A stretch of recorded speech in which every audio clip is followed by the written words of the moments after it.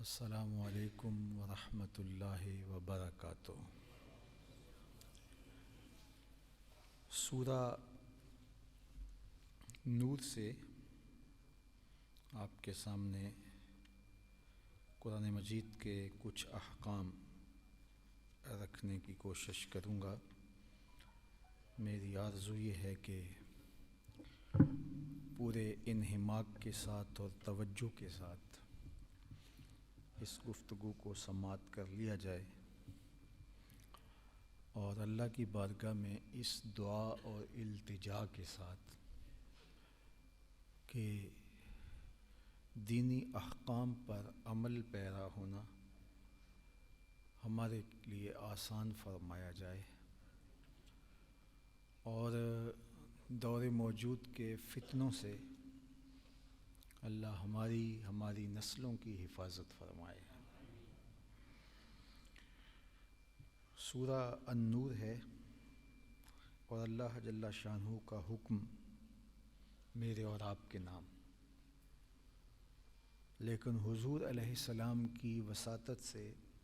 یہ بات ہمارے تک پہنچائی گئی، اگرچہ پورا قرآن حضور کے ذریعے ہی ہمارے تک پہنچا ہے، اور یہاں خاص طور پہ محبوب علیہ السلام سے فرمایا گیا، کل اے محبوب آپ فرما دیجئے للمؤمنین اہل ایمان سے، مسلمانوں سے اپنے یہ ارشاد فرما دیجئے۔ کیا حکم ہے جو اللہ جل شانہ نے حضور کے ذریعے سے ہمارے تک پہنچایا؟ کل للمؤمنین یغضوا من ابصارہم ویحفظوا فروجہم، اے محبوب ارشاد فرما دیجئے مسلمان مردوں کو کہ وہ اپنی نگاہیں نیچی رکھیں اور اپنی شرمگاہوں کی حفاظت کریں۔ ذالک ازکی لہم، یہ ان کے لیے بہت ستھرا ہے۔ ان اللہ خبیر بما یصنعون، بے شک اللہ کو ان کے کاموں کی خبر ہے۔ اللہ جانتا ہے کون کہاں کھڑا ہے، کس کا دل کن خواہشات کا اسیر ہے، کس کی نظر بھٹکتی ہے، کس کا خیال بہکتا ہے، کس کی سوچوں میں آوارگی ہے، کون پارسائی کا ظاہری لبادہ اوڑھ کے اپنے باطن میں نجاستوں اور غلاظتوں کے اضافے کا سبب بن رہا ہے۔ اللہ کی نظر سے کچھ بھی پوشیدہ نہیں ہے۔ تو ستھرائی یہ ہے، پاکیزگی یہ ہے، عفت اسے کہتے ہیں کہ اپنی نگاہوں کی حفاظت کی جائے اور اپنی شرمگاہوں کی پاکیزگی کا سامان رکھا جائے۔ اللہ کے محبوب علیہ السلام نے ارشاد فرمایا کہ جو تمہارے دو جبڑوں کے درمیان، یعنی تمہاری زبان، اور دو ٹانگوں کے درمیان تمہاری پارسائی کی جگہ، ان دو چیزوں کی مجھے ضمانت دے دو، میں تمہیں جنت کی ضمانت دیتا ہوں۔ تو ارشاد فرمایا محبوب اہل ایمان سے، مسلمان مردوں سے ارشاد فرما دیجئے یغضوا من ابصارہم، کہ وہ اپنی نگاہوں کو نیچا رکھیں، وَيَحْفَظُوا فُرُوجَهُمْ، اور اپنی شرمگاہوں کی حفاظت کریں۔ ذَلِكَ أَزْكَىٰ لَهُمْ، یہ ان کے لیے بہت ستھرائی والی بات ہے، ان کی پاکیزگی کا ذریعہ ہے، بے شک اللہ تعالیٰ ان کے کاموں کی خبر رکھتا ہے۔ وَقُلْ لِلْمُؤْمِنَاتِ، اور مسلمان عورتوں کو حکم دیجئے یغضضن من ابصارہن، کہ وہ بھی اپنی نگاہوں کو نیچا رکھیں، وَيَحْفَظْنَ فُرُوجَهُنَّ، اور اپنی پارسائی کی حفاظت کریں، اپنی آبرو پر پہرا دیں، وَلَا يُبْدِينَ زِينَتَهُنَّ إِلَّا مَا ظَهَرَ مِنْهَا، اور اپنا بناؤ نہ دکھائیں مگر جتنا خود ہی ظاہر ہے، وَلْيَضْرِبْنَ بِخُمُرِهِنَّ عَلَى جِيُوبِهِنَّ، اور دوپٹے اپنے گریبانوں پر ڈالے رکھیں، ولا یبدین زینتہن الا لبعولتہن، اور اپنا سنگار ظاہر نہ کریں مگر اپنے شوہروں پر، او آبائہن، یا اپنے باپ پر، او آبائے بعولتہن، یا شوہروں کے باپ، او ابنائہن، یا اپنے بیٹے، او ابنائے بعولتہن، یا شوہروں کے بیٹے، او اخوانہن، یا اپنے بھائی، او بنی اخوانہن، یا بھتیجے، او بنی اخواتہن، یا بھانجے، او نسائہن، یا اپنے دین کی عورتیں، او ما ملکت ایمانہن، یا اپنی کنیزیں جو ان کے ہاتھ کی ملک ہوں، او التابعین غیر اولی الاربہ، یا نوکر بشرطے کہ وہ شہوت والے مرد نہ ہوں، او الطفل الذین لم یظہروا علی عورات النساء، یا وہ بچے جنہیں عورتوں کی شرم کی چیزوں کی خبر نہیں ہے، ان سے عورت اپنی زینت کا اظہار کر سکتی ہے، اس کا منہ کھلا رہے، اس کے ہاتھ ان کے سامنے اگر کشادہ رہیں تو کوئی حرج نہیں ہے، لیکن اجنبیوں کے سامنے وہ مکمل پردہ کرے تاکہ فتنے کا امکان بھی ختم ہو جائے۔ بلکہ حکم یہاں تک دیا وَلَا يَضْرِبْنَ بِأَرْجُلِهِنَّ لِيُعْلَمَ مَا يُخْفِينَ مِنْ زِينَتِهِنَّ، وہ زمین پر زور سے پاؤں بھی نہ رکھے جس سے چھپا ہوا زیور اس کی آواز ظاہر ہو، زمین پر اتنے زور سے قدم بھی نہ رکھے کہ پاؤں میں پڑی ہوئی جھانجھن کی آواز گلی سے گزرتے ہوئے مرد کے کانوں تک پہنچے۔ یہ شریعت کی احتیاط ہے۔ عورت پاؤں میں پڑی ہوئی پازیب کو اگر اس انداز سے حرکت دیتی ہے کہ باہر گلی سے گزرتے ہوئے غیر مرد کے کانوں میں عورت کی آواز نہیں، عورت کے پاؤں کی آواز نہیں، عورت کے پاؤں میں پڑے ہوئے پازیب اور جھانجھن کی آواز اگر گلی سے گزرتے ہوئے غیر مرد نے سنی تو شریعت اس سے بھی عورت کو روکتی ہے۔ اور جو عورت پاؤں میں گھنگرو باندھ کر کے غیر مردوں کو، اجنبیوں کو دعوت نظارہ بھی دیتی ہے اور ان کا دل بہلاتی ہے، اور اس کو آپ کلچر قرار دے دیں، اس کو آپ فیسٹیول کہیں، اس کو روشن خیالی کہیں، اس کو دور جدید کے تقاضے کہیں، جو بھی کہہ لیں، قرآن نے صاف واضح اور دو ٹوک کہا وَلَا يَضْرِبْنَ بِأَرْجُلِهِنَّ لِيُعْلَمَ مَا يُخْفِينَ مِنْ زِينَتِهِنَّ، وہ زمین پر پاؤں زور سے نہ رکھیں کہ جانا جائے ان کا چھپا ہوا سنگار۔ اپنے گھر کی دہلیز کے اندر زور سے پاؤں رکھے اور پاؤں میں پڑی ہوئی جھانجھن یا پازیب کی آواز گلی سے گزرتے ہوئے غیر مرد کے کانوں تک پڑے، عورت اتنی پاکیزہ ہے میرا رب یہ بھی گوارا نہیں کرتا ہے۔ یہ اسلام کی شہزادیاں ہیں، اس لیے خواتین کا پردہ اس لیول کا بتایا کہ تمہارے پاؤں کی آواز تو کیا، پاؤں میں پڑے ہوئے پازیب کی آواز، حالانکہ وہ ناچنے کی غرض سے نہیں، گلی سے گزرتے غیر مرد کو سنانے کی غرض سے نہیں، وہ آپ چلتی ہیں تو روٹین کے ساتھ اس کی آواز باہر پڑتی ہے، آپ کے علم بھی نہیں ہے کہ باہر گلی سے کوئی گزر رہا ہے یا نہیں، اور گزرنے والے کو بھی نہیں پتا کہ اندر سے یہ جو پازیب کی آواز آ رہی ہے یہ بوڑھی خاتون کی ہے یا نو عمر بچی ہے یا جوان خاتون ہے، اس کو بھی علم نہیں ہے، لیکن اس کے باوجود شریعت اسلامیہ نے اس سے بھی روکا کہ تمہارے پاؤں میں پڑی ہوئی پازیب کی آواز بھی غیر مرد کے کانوں تک نہ جائے۔ آج کے روشن خیال معاشرے نے اور روشن خیال سوچ نے عورتوں کو بے نقاب ہی نہیں کیا بلکہ نیم برہنہ کر دیا، یہ سوچ اور یہ جملہ بول کے کہ پردہ تو نظر کا ہوتا ہے، تو شریعت نے یہاں تو نظر ہی نہیں، نظر تو پڑی نہیں، وہ چار دیواری میں ہے، تو اس آواز کے پردے کا بھی حکم دیا۔ تو یہ حکم ہے وَتُوبُوا إِلَى اللَّهِ جَمِيعًا أَيُّهَا الْمُؤْمِنُونَ، اور اللہ کی طرف توبہ کرو اے مسلمانوں، سب کے سب۔ لعلکم تفلحون، تاکہ تم فلاح پا جاؤ۔ تو یہاں تک حکم ارشاد فرمایا کہ تمہاری احتیاط کا عالم یہ ہونا چاہیے۔ اسی طرح آپ دیکھیے قرآن مجید میں ایک دوسرے مقام پہ سورہ احزاب میں اللہ جل شانہ نے احکام ہمارے سامنے ارشاد فرمائے۔ اللہ اکبر۔ یا ایھا النبی، اے نبی، کل ازواج کا، اپنی صاحب زادیوں، اپنی ازواج سے، اپنی بیویوں سے کہہ دیجئے، و بنات کا، اور اپنی صاحبزادیوں سے فرما دیجئے، و نساء المومنین، اور مسلمان عورتوں سے ارشاد فرما دیجئے، یدنین علیہن من جلابیبہن، کہ وہ اپنی چادروں کا ایک حصہ اپنے منہ پہ ڈالے رہیں، ذالک ادنیٰ ان یعرفن فلا یؤذین،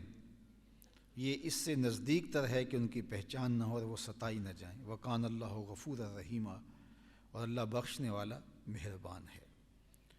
تو یہاں اللہ جل شانہ نے حکم ارشاد فرمایا کس انداز کے ساتھ کہ وہ اپنی اوڑھنیاں خوب اوڑھے رکھیں اور غیر مرد ان کو دیکھ نہ پائے۔ قرآن مجید میں حضرت موسیٰ علیہ السلام کا اور حضرت شعیب علیہ السلام کا قصہ بیان ہوا۔ آپ جانتے ہیں کہ حضرت موسیٰ علیہ السلام جب مصر میں تھے تو ایک قبطی نے بنی اسرائیل کے ایک شخص پر زیادتی کی، تو اس نے شکایت لگائی حضرت موسیٰ علیہ السلام کو، تو آپ نے اس قبطی کو پکڑ کے تھپڑ مارا، اور تھپڑ اتنا زوردار تھا کہ اس کی موت واقع ہو گئی۔ تو ان حالات کے اندر حضرت موسیٰ علیہ السلام کو مصر چھوڑنا پڑا، چونکہ یہ آیان اقتدار میں سے تھا تو حالات کشیدہ ہو گئے، تو آپ مصر کو چھوڑ کر شہر مدین کی طرف چل دیے۔ اللہ اکبر۔ تو شہر مدین کی طرف جب آپ چلے تو کئی دنوں سے بھوک بھی تھی، پیاس کی شدت بھی تھی، تو دیکھا کہ ایک کنواں ہے، وہاں لوگ اپنے جانوروں کو پانی پلا رہے ہیں، اور ایک کونے میں دو خواتین ہیں جو اپنے جانور لیے کھڑی ہیں اور منتظر ہیں۔ تو حضرت موسیٰ علیہ السلام نے ان سے پوچھا، قال ما خطبکما، تمہارا معاملہ کیا ہے؟ لوگ اپنے جانوروں کو سیراب کرا رہے ہیں اور تم یہاں کیوں کھڑی ہو؟ قالتا لا نسقی حتی یصدر الرعاء، انہوں نے کہا کہ جب تک لوگ اپنے جانوروں کو پانی پلا کر کے چلے نہیں جاتے اتنی دیر تک ہمیں انتظار کرنا ہوتا ہے، کیونکہ مردوں کے ہجوم میں گھس کر کے ہم اپنے جانوروں کو پانی پلانا پسند نہیں کرتی۔ وَأَبُونَا شَيْخٌ کبیر، سوال کھڑا ہو سکتا ہے کہ تم پھر خود کیوں آئی ہو، کوئی تمہارے گھر کا مرد آنا چاہیے۔ تو انہوں نے کہا کہ ہمارے باپ بہت بوڑھے ہیں تو وہ یہ نہیں کر پائیں گے، تو یہ مجبوراً ہمیں کرنا پڑتا ہے، یہاں آنا ہماری مجبوری ہے، لیکن مردوں کے ہجوم میں گھسنا ہمارا پردہ، ہماری غیرت، ہمارا حیا اس کی اجازت نہیں دیتا۔ فَسَقَىٰ لَهُمَا، تو حضرت موسیٰ علیہ السلام نے ان کے جانوروں کو ہانکا اور پانی پلا دیا، اور پھر ان کی جانب جانور کر دیے۔ وہ جانور لے کر کے جب گھر پلٹی تو جو معمول کا وقت تھا آج اس وقت سے پہلے گھر پہنچ گئیں، تو ان کے والد جن کا نام حضرت شعیب علیہ السلام ہے، تو انہوں نے اپنی بیٹیوں سے کہا کہ تم جلدی آ گئی ہو، کیا ماجرا ہوا؟ تو انہوں نے کہا کہ ایک صالح شخص تھا جس نے ہمارے ساتھ مہربانی کی اور انہوں نے ہمارے جانوروں کو پانی پلا دیا، اور اس صالح نوجوان کی تعریف کی کہ بہت پاکیزہ صفت محسوس ہو رہا تھا، اس کی نظروں میں حیا کی بجلیاں تھیں۔ تو کہا جاؤ اسے بلا کے لاؤ تاکہ میں اس کی اس محنت کا عوضانہ اس کو دوں۔ تو قرآن مجید نے اس واقعہ کو بیان کیا، لیکن خاص طور پہ اہتمام کے ساتھ جس انداز سے بیان کیا وہ حسن وہ جمال ملاحظہ کیجیے. فجاءتہ احداہما، تو ان دو میں سے ایک آئی، تمشی علی استحیاء، وہ حیا میں شرم میں لپٹی ہوئی حضرت موسیٰ علیہ السلام کے پاس پہنچی. قالت ان ابی یدعوک، اور کہا کہ ہمارے باپ آپ کو بلاتے ہیں. اور پھر حضرت موسیٰ علیہ السلام ان کے ساتھ چلے گئے، اور پھر جب ان کے گھر پہنچے تو وہ گھر حضرت شعیب علیہ السلام کا تھا. اور حضرت موسیٰ علیہ السلام نے وہاں جا کر کے جب ان سے ملاقات کی تو وہ کافی بوڑھے تھے، تو کہا کہ تم کچھ عرصہ میری خدمت کرو گے. اس موقع پر انہوں نے پھر ان کی مزید تربیت کی، اور پھر وقت آیا کہ اپنی صاحبزادی حضرت صفورہ کا ان کے ساتھ نکاح کر دیا. اور وہ ان کو لے کر کے جب واپس مصر جا رہے تھے تو راستے کے اندر کوہ طور پڑتا ہے، تو وہاں انہوں نے چمکتی ہوئی آگ دیکھی، اور حضرت صفورہ امید سے تھی. تو انہوں نے کہا تم یہاں رکو، میں تمہارے لیے وہ آگ لے کے آتا ہوں، سردی کا موسم ہے، تھوڑا تاپ لوگی تو تمہیں تسکین ملے گی. تو جب وہ آگ لینے گئے تو وہ آگ نہیں تھی، درخت چمک رہا تھا، اور درخت سے آواز آئی موسیٰ میں تمہارا رب ہوں، تم مقدس وادی میں آگے ہو، نالین اتار لو. تو یہاں سے وہ مثال بنی ہے کہ آگ لینے گئے تھے، پیغمبری مل گئی. تو حضرت موسیٰ علیہ السلام کے پاس وہ خاتون جب آئی، قرآن نے اہتمام کے ساتھ اس کے آنے کے تیور بیان کیے، اس کے آنے کا ڈھب بیان کیا. پاک باز گھرانوں کی خواتین بامر مجبوری، ان کو جاب کے لیے کسی سلسلے کے لیے گھر سے نکلنا پڑتا ہے تو اس کے آداب سکھائے. اللہ اکبر. تو کہا کہ ہمارے باپ بوڑھے ہیں، اس لیے مجبوری ہے کہ ہم جانور لے کر کے جو ہے وہ ان کو چرانے کے لیے، ان کو پانی پلانے کے لیے باہر لے کر کے آتی ہیں. لیکن اس کا یہ مطلب نہیں ہے کہ ہمارے حیا کے معاملے میں کوئی کمپرومائز ہو، یہ نہیں ہو سکتا. تو ہم مردوں کے جانے کا انتظار کرتی ہیں، اور جب وہ چلے جاتے ہیں تو پھر ہم اپنے جانوروں کو سیراب کرتے ہیں. اور پھر جب باپ نے کہا جاؤ بلا کے لاؤ، تو اس کے آنے کے انداز کو قرآن نے بیان کیا. اللہ اکبر. تو یہاں جو خاص لفظ بیان فرمایا اس لفظ پہ غور کیجئے. فجاءتہ احداہما تمشی علی استحیاء، تو وہ حیا سے جو ہے وہ لجاتی ہوئی اور حیا میں سمٹی ہوئی وہ خاتون آئی، اور آ کے بڑی محبت سے اور بڑے حیا کے ماحول میں کہتی ہے قالت ان ابی یدعوک لیجزیک اجر ما سقیت لنا، کہ جو آپ نے ہمیں پانی پلایا تھا ہمارے جانوروں کو، ہمارے باپ آپ کو بلا رہے ہیں تاکہ وہ تمہیں اس کا اجر دیں. اللہ اکبر. تو یہ حیا کی کہانی ہے جو ہمارے رب نے قرآن میں بیان فرمائی ہے. تو ہمارا دین دین حیا ہے. اللہ کے محبوب علیہ السلام کسی کو دیکھا کہ وہ اپنے بھائی کو حیا کے بارے میں واعظ کر رہا تھا، تو آقا کریم نے فرمایا داہو فإن الحیا من الایمان، جسے چھوڑ دے، حیا تو ایمان سے ہے. حیا اور ایمان دو جڑی ہوئی چیزیں ہیں، یہ دو آپس میں ملی ہوئی چیزیں ہیں. ان میں سے ایک چیز چلی جاتی ہے تو دوسری ساتھ چلی جاتی ہے. اگر حیا زائل ہو جاتا ہے تو ایمان بھی اس کے پیچھے پیچھے چلا جاتا ہے. اس لیے حیا کو نہ جانے دیا جائے، حیا کو کبھی بھی پامال نہ ہونے دیا جائے. حضور نے فرمایا ہر دین کا ایک مخصوص تشخص اور مخصوص پہچان ہوتی ہے، ہر دین کی. تو اسلام کا مخصوص تشخص اور مخصوص پہچان جو ہے وہ حیا ہے. تو اس لیے حیا کو کبھی بھی نکلنے نہیں دینا چاہیے. اور اگر میں اور آپ اپنا اندازہ کرنا چاہتے ہیں کہ ہمارا ایمان کس لیول پہ ہے، تو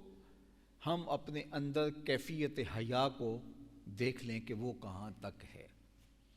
بعض اوقات ایسا ہوتا ہے کہ حیا رخصت ہو جاتا ہے، اور پھر ماحول کے اندر حیا کی تلقین بھی ہمیں بری لگتی ہے. ہم دلیلیں دینے لگتے ہیں، اپنے نفس کی تسکین کے لیے کوئی راستے ڈھونڈنے لگتے ہیں کہ نہیں نہیں نہیں، یہ پرانی باتیں ہیں، یہ کہانیاں ہیں،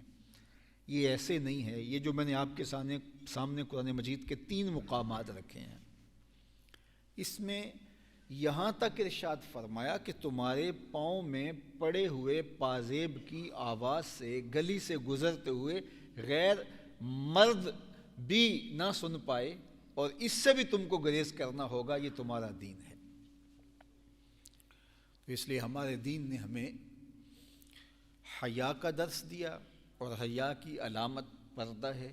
اور عورت کو کہا گیا کہ وہ اپنی جلابیب کو، اپنی اوڑھنیوں کو خوب اوڑھے رکھیں اور غیر مرد تمہیں دیکھ نہ پائیں، بلکہ یہاں تک فرمایا کہ جب دروازے پر کوئی دستک دے تو عورت اس کو ذرا رکھے انداز کے اندر جواب دے۔ اگر وہ لجاجت بھرے لہجے میں بات کرے گی تو دل کا روگی اس کا کوئی اور مطلب نکال سکتا ہے، تو عورت کو اپنی آواز میں لوچ پیدا کر کے اس سے گفتگو کرنے کی اجازت نہیں ہے۔ عورت سے بات کرے تو لہجے کے اندر لجاجت ہو، لہجے کے اندر لوچ ہو، لہجے کے اندر نرمی ہو، الفاظ کا چناؤ ایسا ہو، دل برانہ ہو، کوئی حرج نہیں، شوہر کے ساتھ گفتگو کرے۔ لیکن جب اجنبی اور غیر مرد سے وہ کلام کرے گی تو وہ دروازے کے پیچھے سے بھی کرے تو پھر بھی اپنے لہجے کو تھوڑا کرخت رکھے گی، اور جو ہے وہ لہجہ تھوڑا سا تلخ ہوگا، تاکہ دل کا کوئی روگی اس کا کوئی اور معنی نہ نکال سکے۔ اگرچہ کوئی تانا دے کہ آپ کے گھر گیا تھا، آپ کی زوجہ محترمہ نے، آپ کے گھر کی خواتین نے رکھا انداز اپنایا تھا، تو یہ ہمارا دین ہمیں تلقین کرتا ہے کہ ایسا نہیں ہے کہ تم لوگوں سے اس طرح گھل مل کے بات کرو کہ انہیں جو ہے وہ آگے بڑھنے کا موقع مل جائے۔ تو یہ شریعت اسلامیہ نے ہمیں حکم دیا ہے، اس لیے بامر مجبوری گھر سے نکلنا پڑے تو ہمارا دین ہمیں پردے کی تلقین کرتا ہے۔ ہاں، بوڑھی خواتین جو عمر کے اس حصے پر پہنچ گئی ہیں کہ جو محل شہوت نہیں رہی، تو ان سے کچھ احکام ساقط ہو جاتے ہیں، اور یہ ایک فطری چیز ہے۔ اس طرح بہت چھوٹی بچیاں جو بلوغت تک نہیں پہنچی ہیں تو ان کے احکام بھی مختلف ہیں۔ باقی جو ہے وہ خواتین کے لیے ہاتھوں اور چہرے کو اپنے محارم کے سامنے کھلا رکھنا، اپنے گھر کے افراد کے سامنے کھلا رکھنا، یہ مجبوری ہے، شریعت ان کو پابند نہیں کرتی۔ باقی اجنبیوں کے لیے ان کو مکمل پردے کا اہتمام کرنا چاہیے، اور پردے کی تلقین کی گئی۔ اور اسی طرح جس طرح مردوں کو حکم دیا گیا، یہ سورہ النور آپ نے ملاحظہ کی کہ وہ اپنی نظروں کو نیچا رکھیں، اسی طرح عورتوں کو بھی حکم دیا گیا کہ وہ بھی اپنی نظروں کی حفاظت کریں۔ یہ نہیں ہے کہ مرد عورت کو نہیں دیکھ سکتا تو عورت تو دیکھ سکتی ہے، عورت کو بھی منع کیا گیا ہے، بلکہ عورت کو پھر احتیاط زیادہ کرنا پڑے گی، اس لیے کہ عورت تو پردے میں ہوتی ہے لیکن مرد تو پردے میں نہیں ہوتا ہے، تو اس لیے عورت کی احتیاط پھر اور زیادہ بڑھ جاتی ہے۔ حضرت میمونہ رضی اللہ تعالی عنہا موجود تھیں، اور حضرت ام سلمہ رضی اللہ تعالی عنہما روایت کرتی ہیں کہ عبداللہ بن ام مکتوم تشریف لائے، اور حضرت ام سلمہ بھی تھیں اور حضرت میمونہ رضی اللہ تعالی عنہا بھی تھیں، تو انہوں نے کوئی پردے کا اہتمام نہیں کیا، تو حضور نے ان سے فرمایا کہ تم پردہ کرو، تو انہوں نے کہا کہ حضور وہ تو نابینا ہے،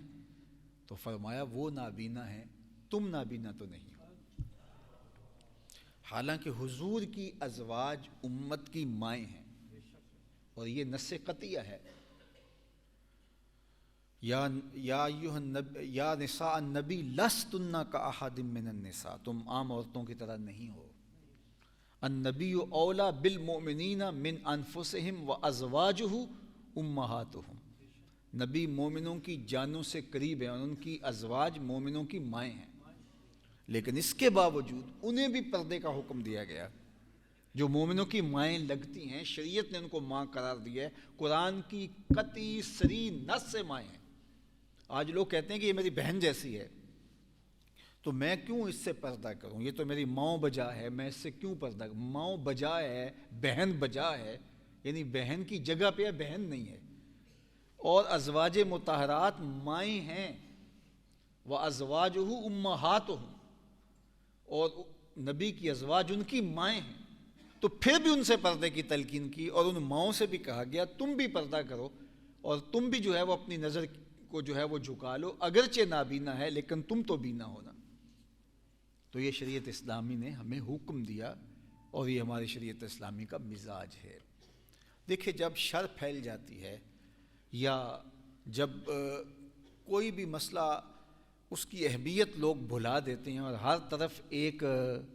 چیز پھیل جاتی ہے تو لوگوں کو لگتا ہے کہ شاید یہ چیز جائز ہو گئی ہے، تو وہ اس حکم شرعی کو کثرت کے ساتھ پامال کرنے کی وجہ سے لوگ سمجھتے ہیں کہ شاید اس سے کوئی فرق نہیں پڑتا۔ جس طرح دور موجود کے اندر سود کو لوگوں نے عام سمجھ لیا جبکہ اللہ تعالیٰ کے ساتھ اعلان جنگ ہے۔ اسی طرح آج کل رشوت کو آج کل سپیڈ منی قرار دے دیا گیا ہے، جبکہ الراشی والمرتشی کلاہما فی النار، اور اس کو کئی طریقوں سے وصول کیا جاتا ہے، اور اس کے کئی بہانے بنا لیے گئے ہیں کہ جی جو ہے وہ بطیب خاطر دے رہا ہے، اپنی مرضی سے دے رہا ہے، تو یہ وہ کیا کچھ کہیں، تو 100 نام رکھ لیں، 100 طریقے اپنا لیں، تو سود پھر بھی حرام ہے۔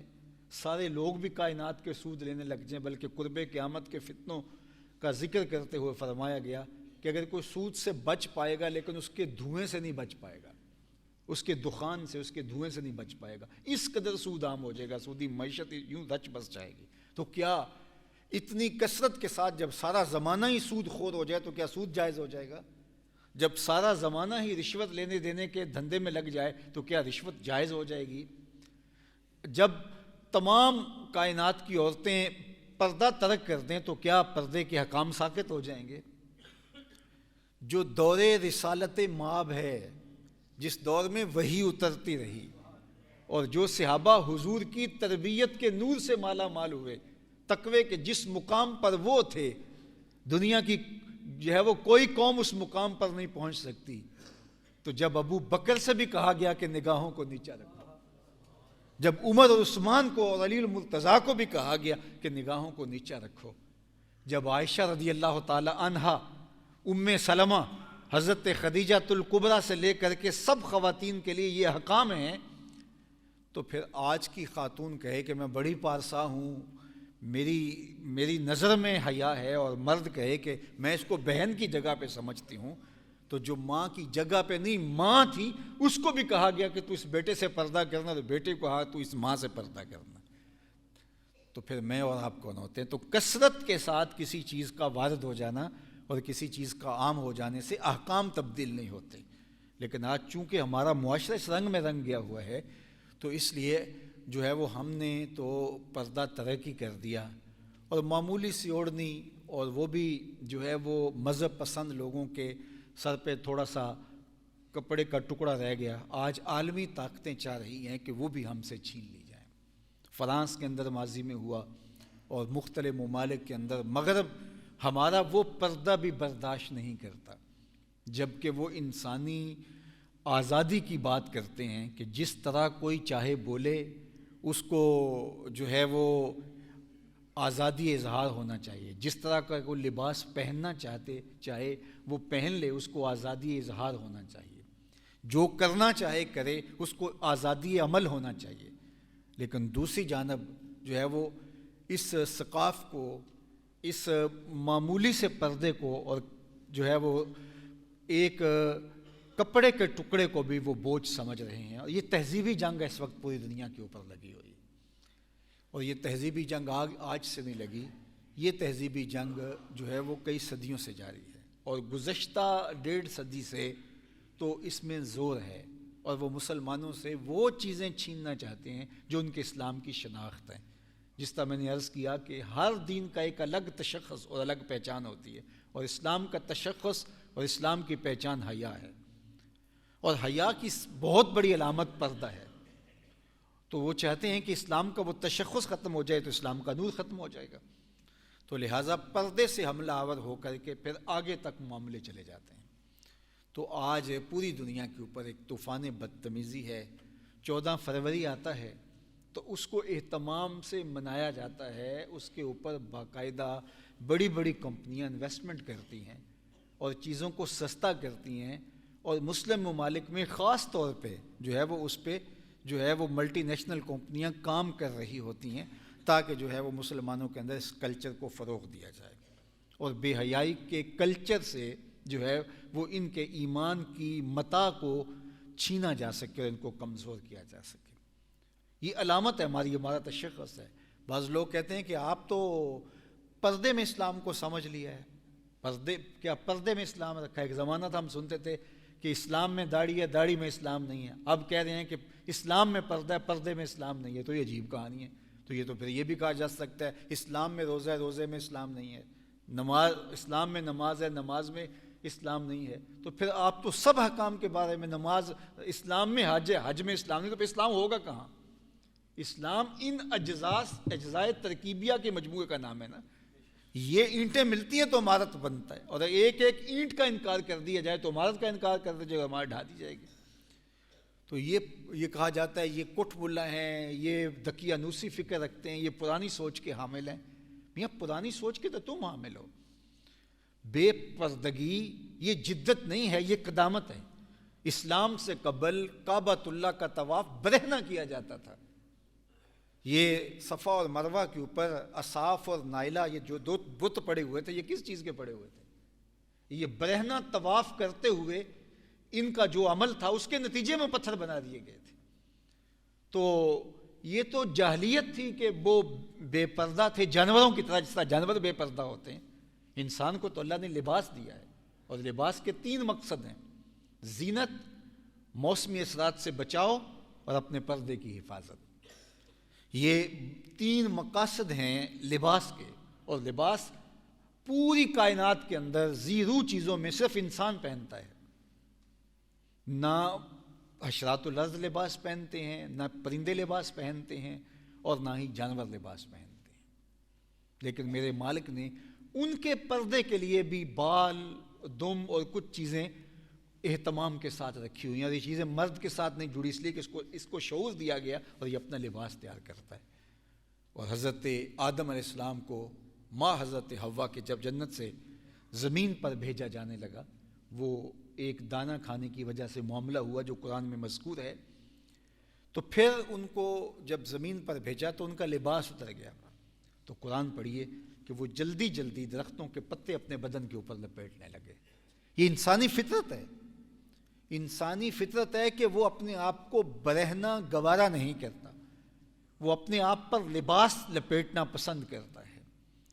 تو یہ حیوانیت ہے، یہ وحشت ہے کہ انسان اپنے لباس کو اتار پھینکے۔ تو اس لیے ہمارا دین ہمیں پردے کی تلقین کرتا ہے۔ تو آج عالمی طاقتیں یہ چاہتی ہیں کہ ہمارا پردہ ہم سے چھن جائے۔ یہ گزشتہ دنوں جو بھارت کے اندر واقع ہوا، اس سے بھارت کا مکروہ چہرہ بھی ہمارے سامنے آ گیا۔ اصل میں یہ ہندو تہذیب و تمدن کے فروغ کے لیے کام کر رہے ہیں، اوپر سے کہتا ہے جی ہم سیکولر ہیں۔ سیکولر نہیں ہیں، اگر سیکولر ہوتے تو اس طرح کے واقعات کبھی پیش نہ آتے۔ لیکن اللہ تعالیٰ ہماری اس بہن کو جزا دے کہ جس نے اللہ اکبر کے نعرے کو اس ماحول کے اندر بلند کر کے بتایا، اور اس خاتون کا جو ہے وہ ذکر تازہ کر دیا اور اس کی یاد تازہ کر دی، جو ایک غزوے کے اندر جو ہے وہ زخمی ہوئی اور اس کا پردہ اترنے لگا تو جلدی جلدی سے پردہ سمیٹ لیتی ہے۔ اللہ اکبر۔ تو حالت جنگ کے اندر بھی انہوں نے اپنے پردے کا اہتمام کیا اور لحاظ کیا۔ اللہ تعالیٰ جل شانہ امت مسلمہ کو حضور کے لائے ہوئے احکام کی مطابقت میں زندگی گزارنے کی توفیق۔